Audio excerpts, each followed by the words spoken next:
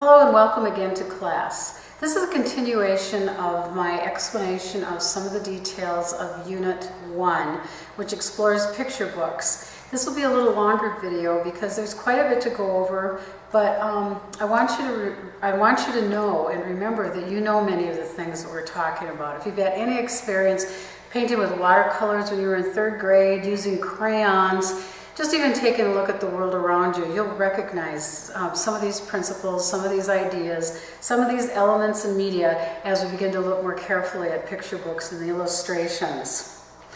One of the things that you can do is really take a good look at that chapter, that section that the textbook authors break these things down into the elements of art. They talk about the media, but there aren't very many pictures in the textbook, so I want to walk you through some of these things today and also try to remind you that you know many of these things just by living and breathing and experiencing the world around you.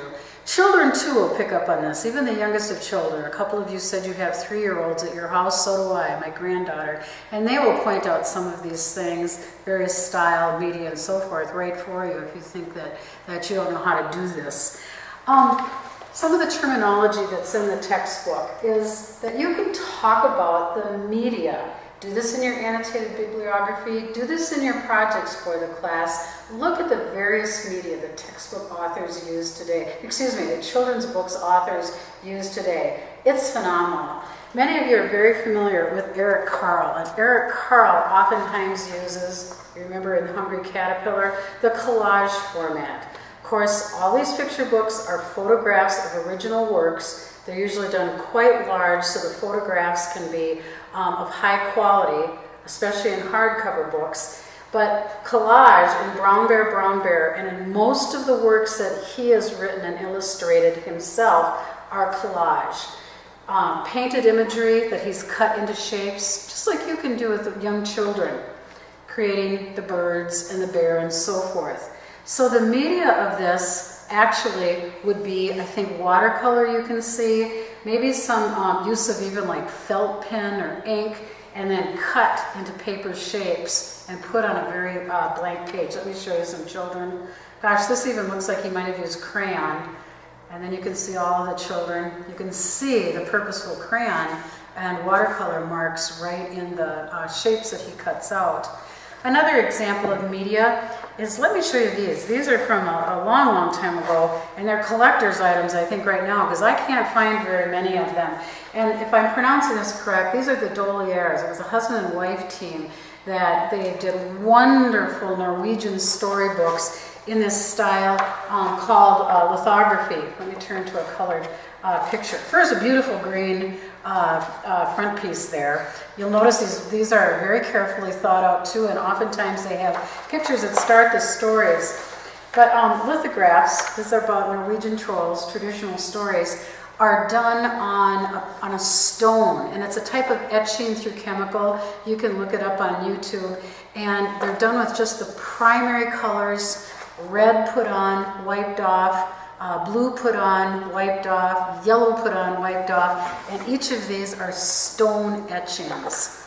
Wonderful books from a long time ago. That's just done with black on the stone of traditional Norwegian stories. They also have one of Abraham Lincoln, Pocahontas, which is a little strange to look at, but very interesting compared to the film. Very different media and style and use of color. And then we even have, this is an old traditional book, Blueberries for Sal. It's just done with the color of deep blue ink and white. And because it's not really busy with the color, 3-year-olds, even 2-year-olds can enjoy this book. Even if they can't quite understand all the vocabulary, they certainly can understand the pictures and the basic words that you use. By the way, there's an example, not just of one plain color, but of the frontispiece. The front page is already starting the storyline of the book. Let me show you just one more that's a very different media. I guess you would call this comic book media. Lemony Snicket, you all know him. There's several different comic book media and style in here that you can take a look at. Those are real popular. This is a picture book really for about junior high school age. All right, so one of the ways that you can analyze how picture books work their effect on readers is through the media and materials that are used. You can also talk about the level of realism. Now, you have a really realistic book in your required reading, which is Rapunzel. That is done like classic Renaissance, we call it linear perspective, the idea of a vanishing point, so there's three-dimensional space, and the illusion of roundedness, 3D-ness, that is done with the illusion of light and shade. Now, you can analyze Rapunzel yourself, but let me show you another one by this master of illustration. It's Zelinsky. This is, if you can see just that page, a textbook example of the trick, if you will, of linear perspective, that illusion of depth of space with an imaginary vanishing point. Now, these aren't miniature people, as you know. You know this stuff because you learned how to do it in about third grade if your teacher taught you how to draw a barn and with cows close up and with cows up in the mountains. They got littler and littler. And this illusion of vanishing point, and the closer the things are to you, the larger they are. Children about third grade can really start to appreciate that trick.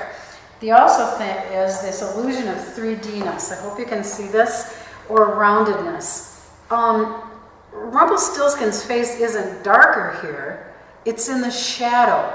His skin tones aren't lighter here, and this vase isn't lighter color here. It's the illusion of a light source. The fancy-dancy word for that is chiaroscuro. That's the Italian word, chiaroscuro, so you can impress your friends and relatives with that. So we have this three-dimensional space, the illusion of a vanishing point. See that little mountain there? She's not smaller than Rumpelstiltskin, she's further away. The idea of realism is through that illusion of light and shade. Those are the two common ways that an illustrator can show you that. So you can talk about a book of being highly realistic or highly non-realistic, given the tricks of the trade, if you will, that an artist might choose to use.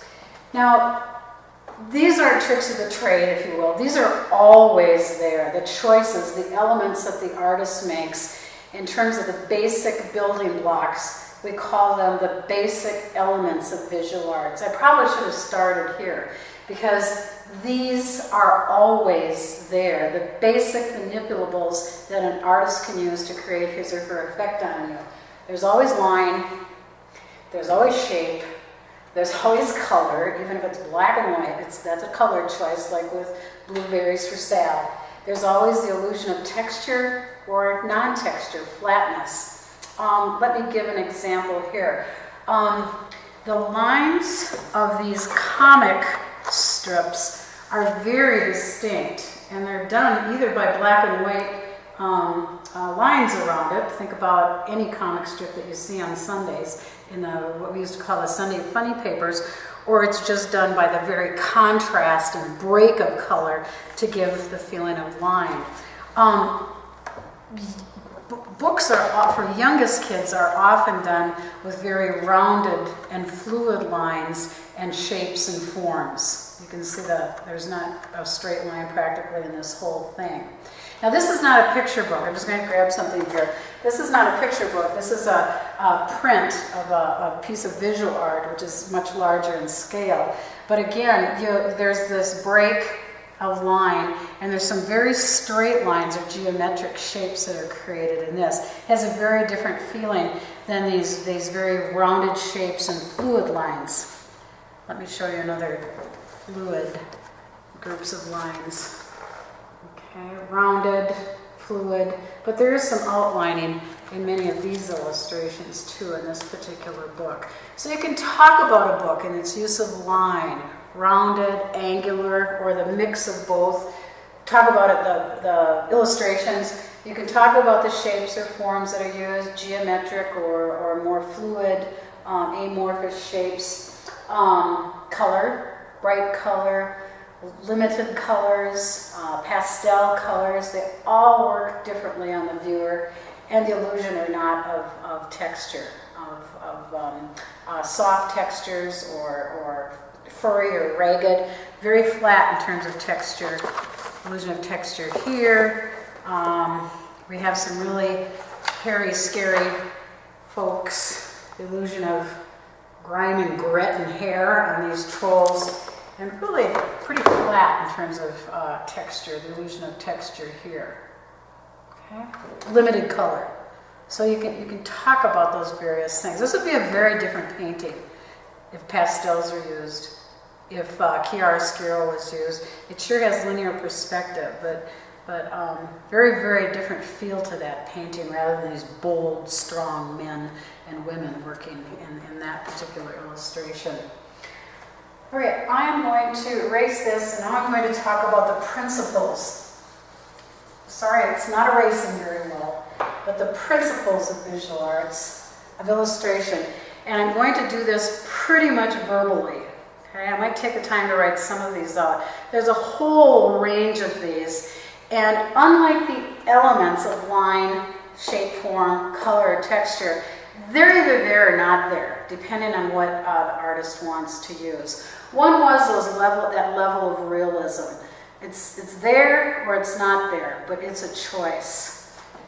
Okay? One can be choices in the point of view, and by this I don't mean the narrator's point of view, like the omniscient narrator or the child that's narrating a story point of view. Point of view means, in the illustrative style, where you are standing, if you will, and looking into a painting. So are you here? Are you looking down from above on a bug that's traveling through space? Most books are, if you will, straight on. But you'll see some that you are to be above the castle looking down into it. And I don't have an example of that today. I'll try to bring one in. So it could be point of view. It could be balance of images in a particular illustration. That means that things are balanced equally out throughout the painting or the picture or the illustration, such as color or forms or objects in the painting. This is very balanced in terms of color. See how equally distributed the red is, how equally distributed the grays and the blues are. It gives it that feeling of logic or solidarity, which helps with the subject matter. So balance or imbalance, which would have the opposite feeling, may or may not be a choice of the artist. Repetition might be in something. We have the repeated color in that one. I keep referring back to that. And then variation on that repetition. Again, go back to this painting. We have the repetitions of the squares or rectangles. We have the repetition of the color. We have a repetition of the human beings, with this being the focal point, but all of these humans and lines pretty much balanced around them. Again, there's that feeling of logic and solidness and so forth, where sometimes you won't have that in a particular illustration. You might have symmetry, which is a kissing cousin of balance. Asymmetry might be in a work, or symmetry might be in a work. And depending on balance, asymmetry, imbalance, it'll give you a very, very different feeling to the particular page or the particular book that's being illustrated. We can also talk about unity. This one's a little bit harder.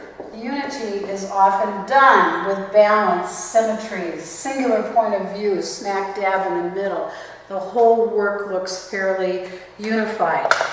It can even be unified throughout the whole book. There's a very calming feeling of symmetry in the wholeness of this book, with the repetition of animals, the variation. Each color is represented. Okay, and we come back in terms of being unified in the last page. See the repetition, the sense of this? Because then we have the children and what they see. Let me see, I guess it's sticky fingers that kept that together. We all come back to them at the end. There's a very satisfying feeling to this story and a sense of logic that children can enjoy. So look for these sorts of things. And in just a minute, I'm just going to take a breather here. I'll talk about another way to look at illustrations and how they enhance, or in a poor book really, don't enhance or further the story. So we'll come back in just a minute.